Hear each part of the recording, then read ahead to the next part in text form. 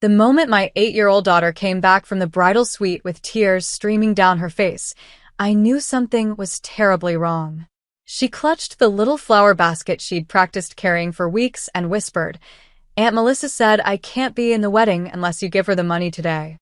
For a second, I thought she'd misunderstood. Then my sister walked over, smiled in front of the guests, and repeated those exact words to my face. She thought I'd beg. She thought I'd give in. Instead, I made one quiet decision that changed her wedding day forever. Before the story begins, hit like, subscribe, and tell me where you're watching from. Drop your country name in the comments. I love seeing how far our stories travel. My name is Sarah Mitchell. I'm 37 years old, happily married to my husband, David, and the proud mother of the sweetest 8-year-old girl in the world, Lily. If you'd asked me a year ago what mattered most to my younger sister, Melissa, I would have answered without hesitation. Family. Unfortunately, I would have been wrong. Growing up, Melissa and I were inseparable. Our parents worked long hours, so we practically raised each other. She followed me everywhere, borrowed my clothes, copied my homework, and insisted on sleeping in my room whenever thunderstorms rolled through town. I never minded. She wasn't just my little sister. She was my best friend. Even after college, when life took us in different directions, I tried to stay close. I married David, built a quiet life, and focused on raising Lily. Melissa moved to Chicago, landed a successful marketing job, and slowly became fascinated by a world filled with luxury brands, expensive vacations, and social media perfection. At first, it seemed harmless. Everyone enjoys nice things. But somewhere along the way, appearances stopped being something Melissa enjoyed. They became everything. Every conversation revolved around promotions, designer handbags, exclusive restaurants, or someone else's bigger house. Whenever we met for coffee, she barely asked about Lily anymore. Instead, she'd scroll through pictures of wedding venues she'd saved years before she was even engaged. "I only get married once," she'd always say. "So, it has to be perfect." When she finally got engaged to Ethan, I couldn't have been happier for her. Ethan was kind, respectful, and incredibly patient. The exact opposite of Melissa's increasingly demanding personality. He balanced her. At least, that's what I hoped. The wedding planning started almost immediately. Every week brought another announcement. A larger venue, a more expensive florist, imported flowers, custom invitations, a live string quartet, luxury transportation. Every decision seemed to cost thousands of dollars, more than the last. Dad quietly joked one evening, "At this rate, they're planning a royal wedding." Melissa didn't laugh. "It's an investment," she replied. "People remember beautiful weddings forever." Looking back now, that sentence should have worried me. Instead, I simply smiled and changed the subject. Through everything, one person remained completely excited. Lily. The day Melissa asked her to be the flower girl, my daughter nearly burst into tears of happiness. She hugged her aunt so tightly that Melissa actually laughed. "I'll be the best flower girl ever." "I know you will," Melissa answered. For weeks, Lily practiced walking slowly through our hallway with a tiny basket. She'd scatter imaginary flower petals while David pretended to play wedding music from his phone. Every evening she'd ask me the same question. "Do you think Aunt Melissa will like my smile?" I always kissed her forehead. "She'll love it." We bought her beautiful white shoes, had her dress carefully altered, and even scheduled a practice hairstyle with my hairdresser because Lily wanted everything to be perfect for her aunt. She counted down the days on the kitchen calendar. 23, 17, 9. Finally, wedding day. The hotel ballroom looked absolutely stunning. Crystal chandeliers reflected soft golden light across the marble floors. Fresh white roses lined every aisle. Guests admired every detail as photographers rushed from room to room capturing moments before the ceremony. Melissa looked breathtaking. Her dress was elegant. Her makeup flawless. Her smile forced. Something felt different.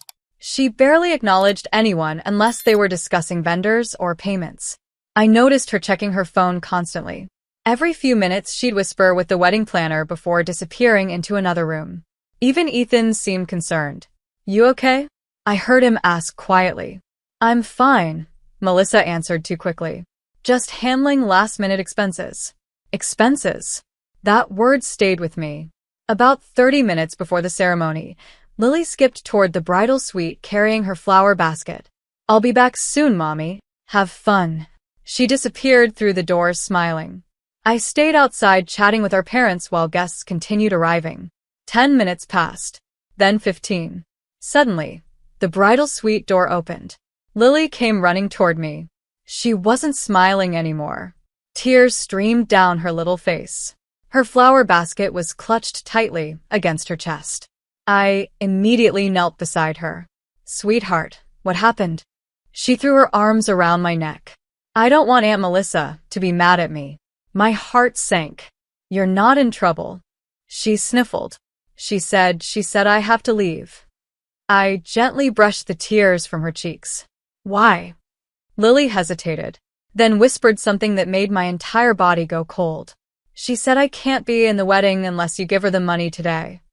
For a second, I honestly believed she'd misunderstood. Children sometimes confuse conversations. There must be a mistake, I said softly. I'll go talk to your aunt. Holding Lily's hand, I walked toward the bridal suite. Melissa stepped into the hallway before I even knocked. She closed the door behind her. We need to talk. I looked at my daughter.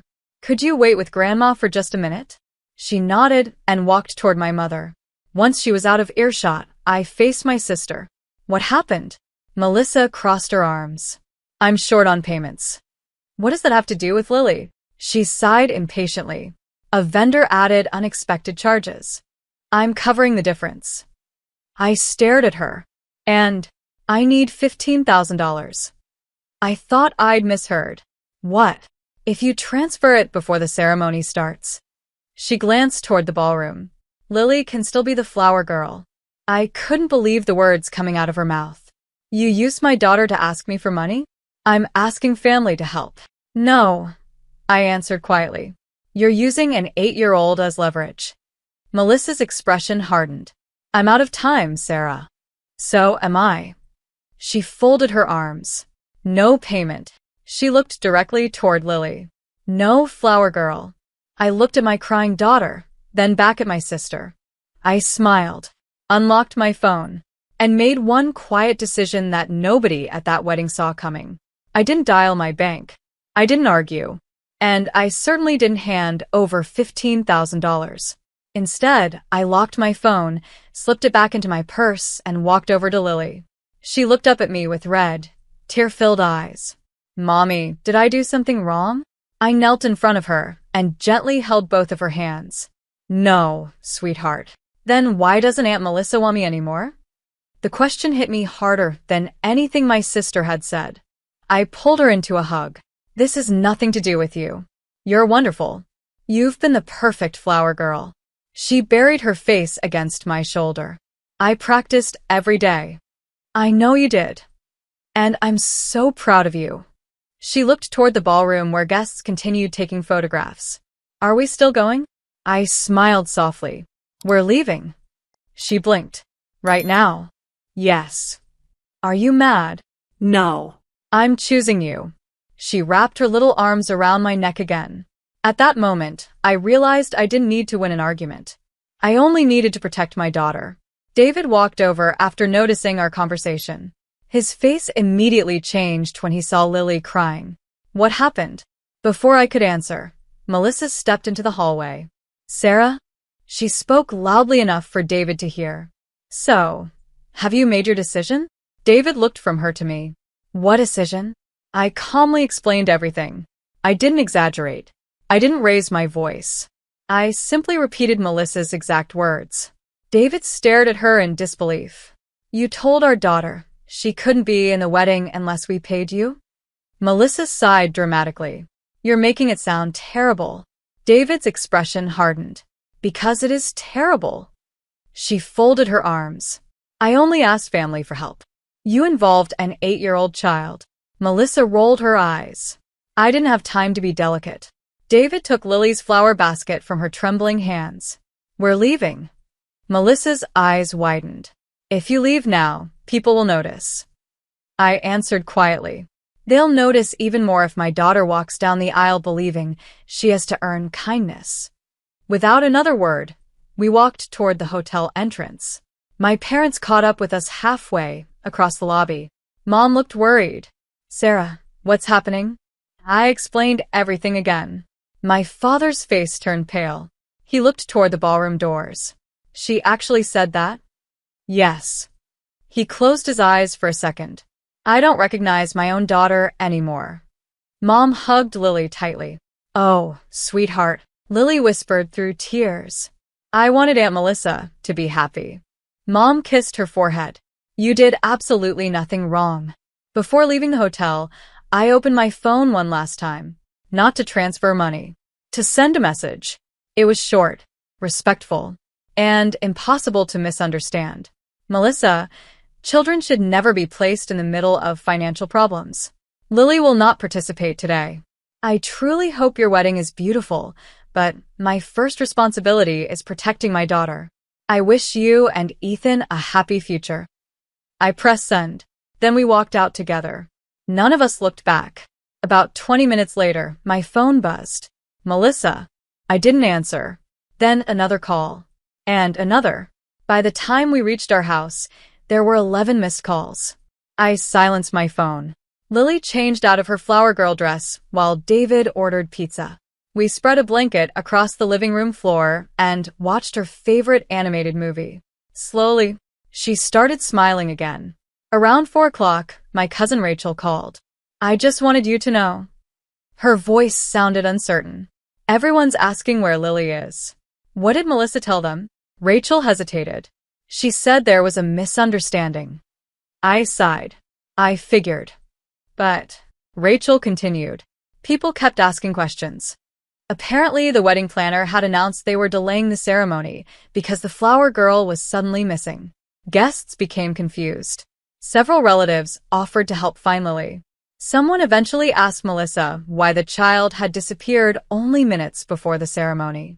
Instead of changing the subject, Melissa became frustrated. Rachel lowered her voice. She actually said she was tired of people who wouldn't support her wedding financially. I closed my eyes. Oh no. Exactly. The room apparently went completely silent. Nobody expected her to say it out loud. Then Ethan walked over. He quietly asked what had happened. Melissa repeated the same explanation she'd given me. Rachel paused. Sarah? I've never seen Ethan look so disappointed. What did he say? He asked one question. What was it? You involved Lily? I felt my chest tighten. Rachel continued. When Melissa admitted she had, Ethan walked away without saying another word. Throughout the reception, more relatives quietly learned the truth. Nobody heard it from me. Nobody heard it from gossip. They heard it directly from Melissa herself as she complained that family should have covered her extra expenses. One by one, conversations changed. Smiles faded. People stopped defending her. Not because of the money, because of the child she had used to ask for it. Around 7 that evening, my phone buzzed again. This time it wasn't Melissa. It was Ethan. His message contained only one sentence. I'm about to say something during the reception that Melissa isn't expecting. Before I could even process what that meant, another message appeared. She should never have hurt Lily, and everyone deserves to know why she isn't here. I stared at Ethan's message for several seconds. She should never have hurt Lily, and everyone deserves to know why she isn't here. I immediately called him. He answered on the second ring. Sarah. His voice sounded calm, but exhausted. You don't have to do this, I said. This is your wedding day. It was supposed to be, he replied quietly. There was a long silence. Then he sighed. I asked Melissa 3 different times if Rachel misunderstood. And she admitted everything. My heart sank. I'm sorry. So am I. Another pause. I can't pretend I didn't hear what she said about Lily. You don't owe me anything, I told him. I'm not doing this for you. I'm doing it because no child deserves to think they're only welcome if someone pays for them. Before I could respond, he quietly said, I have to go. Then the call ended. About 30 minutes later, my cousin Rachel called again.